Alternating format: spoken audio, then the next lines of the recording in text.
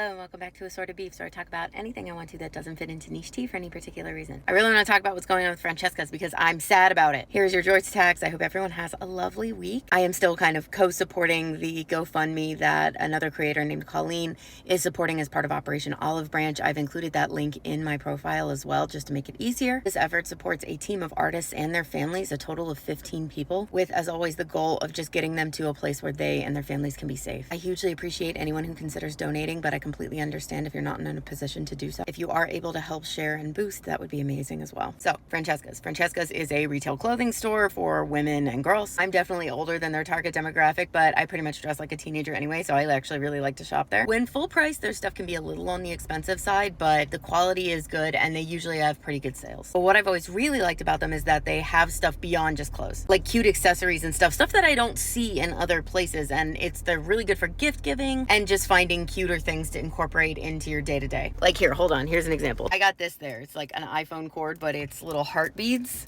And I've actually had it for a long time now and it hasn't broken or stopped working, even though I like throw it around everywhere in my bag. Like, I'm kind of surprised. They usually don't last. Well, it seems that part of the reason they've had such a good variety of stuff like this is because they've been working with some smaller vendors. Small businesses that do cute stuff, it seems that they will work with them despite being what would be normally considered a big box retail store because they are very large in terms of their footprint. Well, something you may have seen on TikTok is that in the last week, I want to say at least like 5 different small businesses have come forward saying, hey, Francesca's owes us thousands and thousands of dollars. I've seen everywhere from like $12,000 to $120,000. I've seen people saying that they're like more than 6 months, a year overdue. People saying that they have shipments and new orders from Francesca's that are not going to go to them because of non-payment. It was one of those situations where I think one small business was kind of at their wit's end and just was like, I don't know what else to do, so I'm going to post on TikTok about it. And it started this cascade of people being like, oh, me too. Oh, me too. They owe me a ton of money too. And if you look it up, there are actual like articles about this going back to January. So this is very much something that it seems like Francesca's is trying to like keep under wraps and make it seem like everything is still fine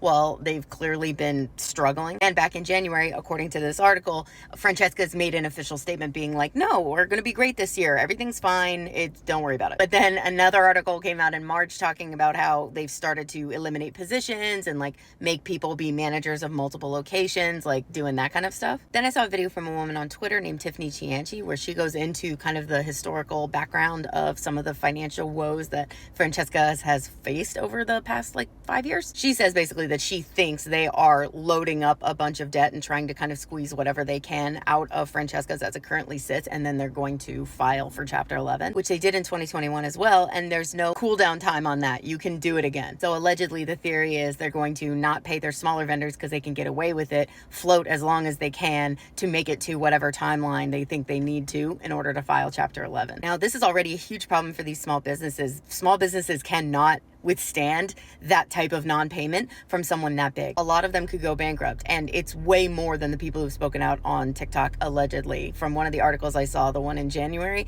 it was like dozens and dozens of vendors who were all having this problem, and they were all small businesses. I saw a video from another creator who says that they worked in debt collections for like 30 years, and specifically when it comes to this, because Francesca's is either incorporated or somehow like their jurisdiction falls in California, they were recommending that if you were one of the small businesses who's been affected by this, you should look into contacting a commercial debt lawyer ASAP. That is the best possible way, supposedly, to ensure that you get paid as much as possible before they supposedly file Chapter 11. People have also asked about buying from these guys directly to help support them, and so I'm going to tag everyone that I've seen tagged in this who's been affected by this in this caption, but if you know anyone else, please go into the comments and tag them as well. And I'd really encourage people to please go check out their stuff if you can. The system being set up in such a way that it basically encourages this type of behavior from bigger businesses and private equity firms is a huge part of why small businesses have such a high failure rate in the US. Promise you, livable wages are not the issue.